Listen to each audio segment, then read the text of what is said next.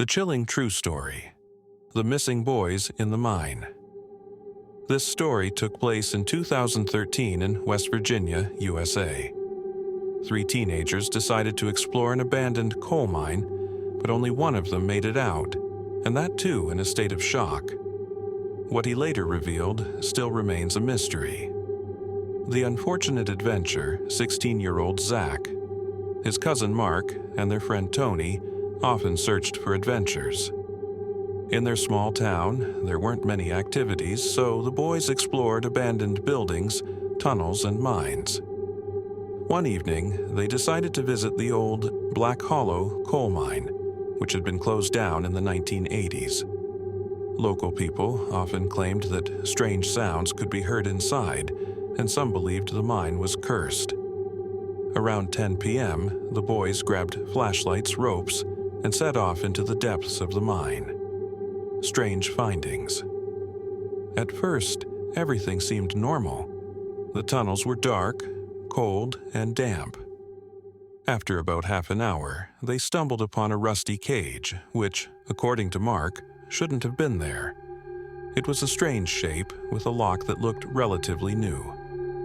Maybe some homeless people are using it, Tony suggested.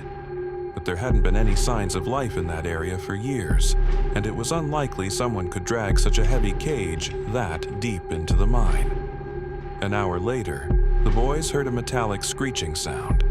At first, they thought it was an old pipe falling, but then the sound repeated, and this time it seemed like someone was walking.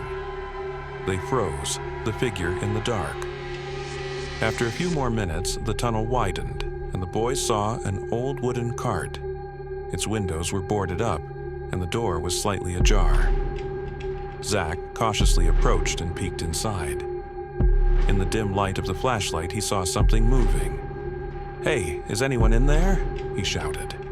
But just then, the cart's door slammed shut on its own, and an eerie, inhuman sound echoed, a mix of growling and muffled laughter.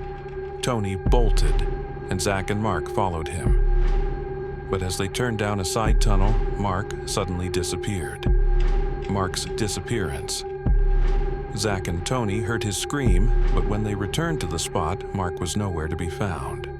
Only their flashlights illuminated the empty walls and uneven stone floor. Tony started panicking, but Zach, trying to stay calm, decided to split up. One would look for the exit, and the other would stay put, hoping Mark would return. A few minutes later, Zach heard another noise. This time, it was a whisper. Not words, but something like soft sobbing. Zach cautiously walked forward and saw a shifting figure at the edge of the light. "Mark?"